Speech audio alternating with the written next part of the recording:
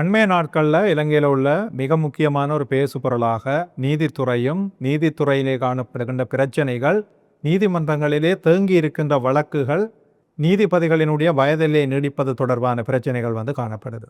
உண்மையில நீதித்துறை என்பது ஒரு மிக முக்கியமான துறை என்ற அடிப்படையிலே அந்த நீதித்துறையை சீர் செய்ய வேண்டிய கடமை தற்பொழுது இருக்கின்ற இந்த அரசாங்கத்துக்கு காணப்படுது. அந்த அடிப்படையில் ஜனாதிபதி அனுரா அவர்கள் தலைமையிலான இந்த புதிய அரசாங்கமானது புதிய பல நடவடிமுறைகளை தொடங்கி இருக்குது. அந்த நடவடிமுறைகள் இலங்கையினுடைய நீதித்துறை சுதந்திரத்தை பாதிக்குமா இல்லையா, அல்லது உண்மையிலே நீதித்துறையிலே காணப்படுகின்ற பிரச்சனைகளுக்கு, குறிப்பாக நீதிமன்றங்களிலே தேங்கி இருக்கின்ற லட்சக்கணக்கான வழக்குகளுக்குரிய உண்மையான காரணம் என்ன என்பது தொடர்பான விடயங்களை நாங்கள் இந்த காணொளியில பார்க்க போறோம்.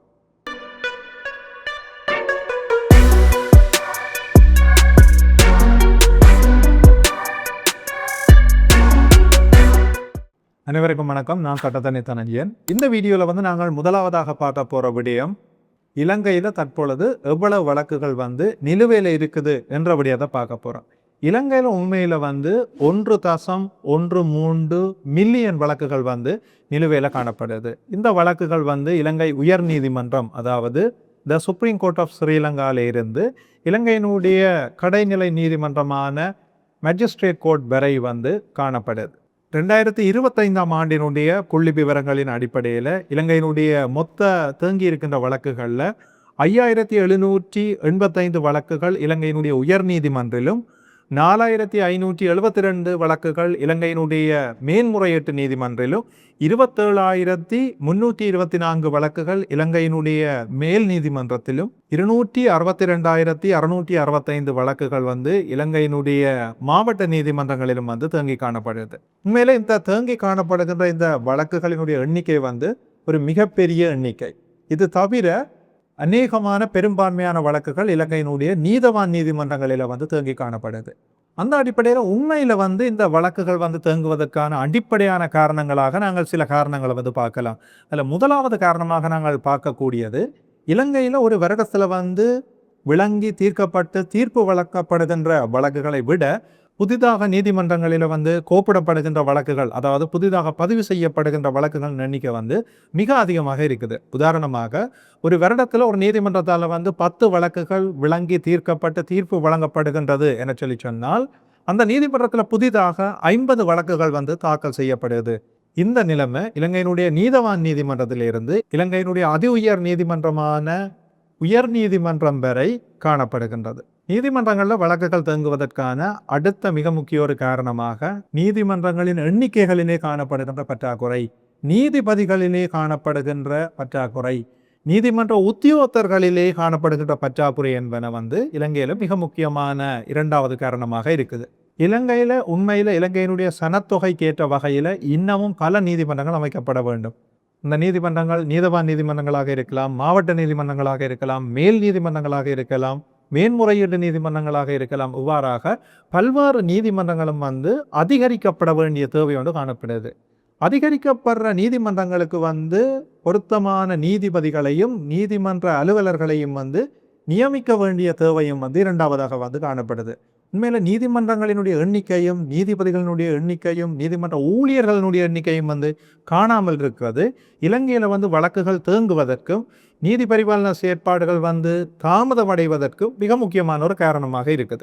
இலங்கை நீதிமன்றங்களில் வழக்குகள் தாமதமடைவதற்கு அடுத்த மிக முக்கிய ஒரு காரணமாக காணப்படுவது, வழக்கொன்று நடைபெற்று கொண்டிருக்கின்ற போது அந்த வழக்குக்கு உரிய நபர்கள் சமூகம் அளிக்காதிருந்து நீதிமன்றத்திலே அதை டேட் எடுப்பதென சொல்வார்கள். அவ்வாறாக பல்வேறு சந்தர்ப்பங்களில் பல்வேறு நபர்கள் இல்லாதால டேட் எடுப்பதால அல்லது டேட் வழங்கப்படுவதால மிகப்பெரிய ஒரு தாமதம் ஒவ்வொரு வழக்கினதும் விளக்க விசாரணை நடவடிமுறைகளில் காணப்படுது. உதாரணமாக, அந்த வழக்கில் குற்றஞ்சாட்டப்பட்ட சந்தேக நபர் அல்லது எதிரி வராட்டா அந்த வழக்குக்கு டேட் வழங்கப்படும். அந்த வழக்கில் சாட்சியம் அளிக்கிற சாட்சி வரவில்லை என்று சொன்னால் அதற்கு தினம் வழங்கப்படும். அந்த வழக்கில் முக்கியமாக தோன்றி வாதாடுகின்ற சட்டத்தரணி பிரசன்னமாகி இருக்கவில்லை என்று சொன்னால் அதற்காக டேட் வழங்கப்படும். ஒரு சில சந்தர்ப்பங்களில் நீதிபதிகள் விடுமுறை எடுக்கின்ற போது அல்லது நீதிபதிகள் குறித்த தினத்தில் நீதிமன்றத்தில் இல்லாத சந்தர்ப்பங்களில் டேட் வழங்கப்படும். குறித்த வழக்கொண்டு குறித்த தினத்தில் விளக்கத்துக்காக நியமிக்கப்பட்டிருந்த போது அந்த நீதிமன்றத்தில் வேறு பல வழக்குகள் வந்து விளக்கத்துக்காக எடுத்துக்கொள்ளப்பட்ட போது குறித்த இந்த வழக்கை வந்து விளக்கத்துக்கு எடுத்துக்கொள்வதற்கான நேரம் போதாமை காரணமாகவும் வந்து நீதிமன்றத்தில் வந்து திகதி வழங்கப்படும், அடுத்த திகதி வந்து வழங்கப்படும். இவ்வாறான பல காரணங்களால விளக்கத்துக்கு நியமிக்கப்பட்ட அந்த குறித்த தினத்தில் அல்லது ஒரு குறித்த ஸ்டெப்புக்காக ஒரு நடவடிமுறைக்காக நியமிக்கப்பட்ட அந்த தினத்தில் வந்து குறித்த வழக்கு எடுத்துக்கொள்ளப்படாது வந்து திகதிகள் வந்து வழங்கப்படும். இவ்வாறான காரணங்களும் வந்து இலங்கையில் வந்து பல வழக்குகள், லட்சக்கணக்கான வழக்குகள் வந்து இதுவரை தேங்கி காணப்படுவதற்கு வந்து மிக முக்கியமான அடுத்த ஒரு காரணமாக அமைஞ்சிருக்குது. அடுத்த ஒரு மிக முக்கிய காரணமாக நாங்கள் பார்க்கலாம், குறிப்பாக குற்றவியல் வழக்குகளில் வந்து த போலீஸ் இன்வெஸ்டிகேஷன், அதாவது போலீசாரனுடைய விசாரணைகள். போலீசாரனுடைய விசாரணைகள் வந்து துரித கதியில் இடம்பெறவில்லை என்று சொல்லி சொன்னால் அந்த வழக்கை அடுத்த கட்டத்துக்கு வந்து எடுத்துக்கொண்டு போக முடியாது. இலங்கையில் உள்ள மிகப்பெரிய ஒரு பிரச்சனையாக சொல்லப்படுது. கடந்த வாரம் இலங்கை சட்டத்தணிகள் சங்கத்துடனான கூட்டத்தில் வந்து ஜனாதிபதி அன்றகுமார் திசாநாயக்க அவர்கள் கூட குறிப்பிட்டிருந்தார், இலங்கையில் கிட்டத்தட்ட 1,00,000க்கும் மேற்பட்ட போலீசார் வந்து தேவையாக இருக்கணும். ஆனால் நடைமுறையில் வந்து 68,000 போலீசார் தான் சேவையில் வந்து இருக்கிறார்கள். இது வந்து மிகப்பெரிய ஒரு பற்றாக்குறையாக இருக்குது. போலீசார் குறித்த வழக்குகளை வந்து சரியாக விசாரணை செய்து உரிய தினங்களில் வந்து உரிய அறிக்கைகளை தாக்கல் செய்து குற்றச்சாட்டு பத்திரத்தை தாக்கல் செய்து அதற்குரிய நடவடிக்கைகளை எடுக்கவில்லை என்று சொல்லி சொன்னால் அந்த வழக்கை அடுத்த நிலைக்கு எடுத்துக்கொண்டு போக முடியாது. இது போன்ற போலீஸ் விசாரணைகளிலே காணப்படுகின்ற இந்த மந்த நிலை வந்து இலங்கையில் பெரிய அளவில் வந்து வழக்குகள் தேக்கமடைவதற்கு வந்து மிக முக்கியமான அடுத்த ஒரு காரணமாக அமைஞ்சிருக்குது. இலங்கையில் வழக்குகள் தாமதமடைவதற்குரிய அடுத்த ஒரு மிக முக்கியமான ஒரு காரணமாக நாங்கள் பார்க்கக்கூடியது, குறிப்பாக குற்றவியல் வழக்குகளில் வந்து சில டிபார்ட்மெண்ட்ஸ்கிட்ட இருந்து அறிக்கைகள் கோரப்படும். உதாரணமாக ஒரு காயம் தொடர்பான, இறப்பு தொடர்பான வழக்கென்று சொல்லி சொன்னால் ஜேஎம்ஓ ரிப்போர்ட் வந்து மிக முக்கியமாக அவசியமாக வந்து இருக்கும். அதே போல் காயம் விளைவித்தல், கடுங்காயம் விளைவித்தல், விபத்து வழக்குகளில் வந்து எம்எல்ஆர் மெடிக்கல் லீகல் ரிப்போர்ட் வந்து மிக முக்கியமான ஒரு அறிக்கையாக இருக்கும். அந்த அறிக்கைகளை பெற்றதன் பிற்பாடு தான் அந்த அறிக்கைகளுக்கேற்ப வந்து குற்றச்சாட்டு பத்திரம் வந்து தாக்கல் செய்யப்படும். இந்த அறிக்கைகளை வந்து நீதிமன்றம் பெற்றுக்கொள்வதில் உள்ள தாமதம், டிலே வந்து மொத்த வழக்கினுடைய விசாரணை செயற்பாடுகளையும் வழக்கை அடுத்த கட்டம் எடுத்துக்கொண்டு செல்ல முடியாத ஒரு நிலைக்கு வந்து தள்ளக்கூடியதாக வந்து நடைமுறையில் காணப்படுது.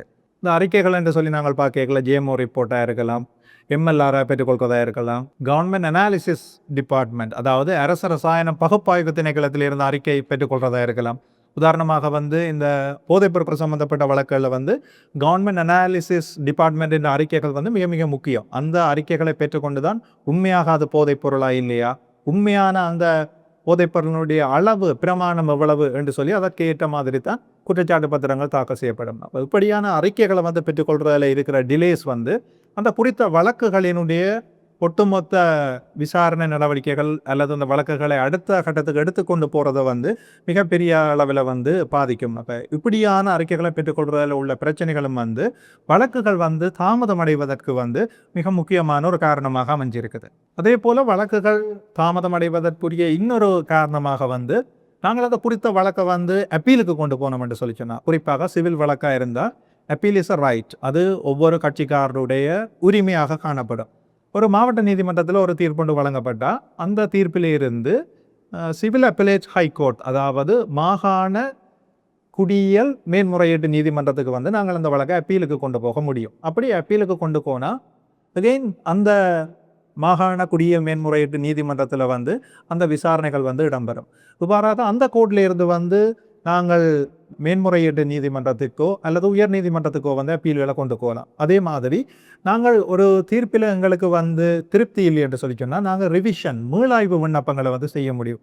இவ்வாறாக வந்து சிவில் வழக்குகளையும் குற்றவியல் வழக்குகளையும் வந்து அப்பீல், மேன்முறையீடு செய்வதன் ஊடாக அல்லது ரிவிஷன், மீளாய்வு விண்ணப்பங்கள் செய்வதன் ஊடாகவும் வந்து நீதிமன்றங்களில் குறித்த வழக்குகள் அல்லது பிரச்சனைகள் சம்பந்தப்பட்ட இறுதி தீர்ப்பு வழங்கப்படுவது காலதாமதமாகிற ஒரு சூழ்நிலையை வந்து நாங்கள் காணக்கூடியதாக இருக்கு. இலங்கையில் வழக்குகள் தேங்கி இருக்கிறக்கூடிய அடுத்த மிக முக்கிய ஒரு காரணமாக நாங்கள் பார்க்கக்கூடியது, இலங்கையில் இப்போ வந்து அதிகமான நீதிமன்றங்களில் வந்து பேப்பர் பேஸ்டான ஒரு கோப்பிடல் முறைமை தான் காணப்படுது. அதாவது நாங்கள் பேப்பர்ஸில் வந்து பிராதுகளோ அதற்குரிய மறுமொழிகளோ ஆவணங்களோ அனைத்தையும் வந்து தயாரித்து அதை நீதிமன்றங்களில் கோப்பிட்டு தான் வழக்கு நடவடிக்கைகள் வந்து எடுத்துக்கொள்ளப்படுது. இலங்கையில் தற்பொழுது டிஜிட்டலைசேஷன் வந்து ஜுடிஷியரியிலையும், அதாவது நீதித்துறையிலையும் வந்து அறிமுகப்படுத்தப்பட்டிருக்குது. ஆனால் தற்பொழுது இலங்கையினுடைய உயர் நீதிமன்றத்திலும் மேன்முறையீட்டு நீதிமன்றங்களிலும் தான் நாங்கள் அவ்வாறான கேஸ் ஃபைலிங்கை வந்து செய்ய முடியும். மாவட்ட நீதவான் நீதிமன்றங்கள், கீழ்நிலை நீதிமன்றங்களுக்கு வந்து அந்த முறைமை வந்து இன்னமும் வந்து வரவில்லை. மேலும் அப்படி வந்தால் நாங்கள் இன்னமும் விரைவாக வந்து வழக்குகளை கோப்பிட்டு அந்த வழக்குகளை வந்து முடிவுறுத்தி கொள்ளக்கூடியதாகவும் இருக்கு. இறுதியாக நாங்கள் பார்க்கலாம், இலங்கையில் வந்து நீதிமன்ற கட்டமைப்புக்கு புறம்பாக வந்து நீதி பெற்றுக்கொள்ளக்கூடிய கட்டமைப்புகள் வந்து இன்னமும் விருத்தி செய்யப்படணும். அது மீடியேஷனாக இருக்கலாம், ஆர்பிட்ரேஷனாக இருக்கலாம், அட்ஜுடிகேஷனாக இருக்கலாம். இவ்வாறான நீதித்துறைக்கு புறம்பான கட்டமைப்புகளை வந்து சுயாதீன நீதி வழங்கக்கூடிய கட்டமைப்புகளை விருத்தி செய்வதன் ஊடாகவும் வந்து நாங்கள் நீதிமன்றத்தில் தேங்கி கிடக்கின்ற வழக்குகள் எண்ணிக்கையை குறைக்கக்கூடியதாகவும் நீதிமன்ற கட்டமைப்புக்கு வெளியிலே வந்து நாங்கள் நீதி பெற்றுக்கொள்ளக்கூடிய ஒரு சந்தர்ப்பத்தை வந்து சூழ்நிலையை உருவாக்கி கொள்ளக்கூடியதாக இருக்கும்.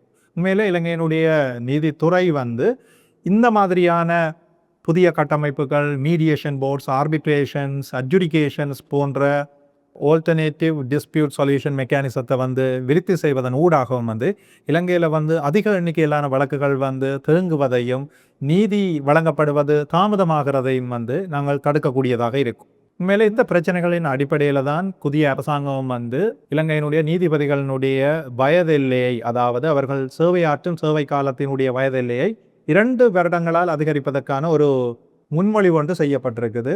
ஆனால் குறித்த அந்த முன்மொழிவானது நீதித்துறை சுதந்திரத்தை கேள்விக்குட்படுத்தக்கூடிய ஒரு முன்மொழிவாக காணப்படுகின்றது என சொல்லி இலங்கையினுடைய சட்டத்தரணிகள் சங்கம் வந்து தொடர்ச்சியாக குரல் எழுப்பி வருகிறது.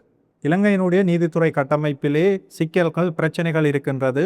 அந்த பிரச்சனைகள் நீக்கப்பட்டு விரைவாக நீதி வழங்கப்பட வேண்டும், தேங்கி கிடக்கின்ற வழக்குகள் முடிக்கப்பட வேண்டும் என்பதை யாருமே எதிர்க்க மாட்டார்கள்.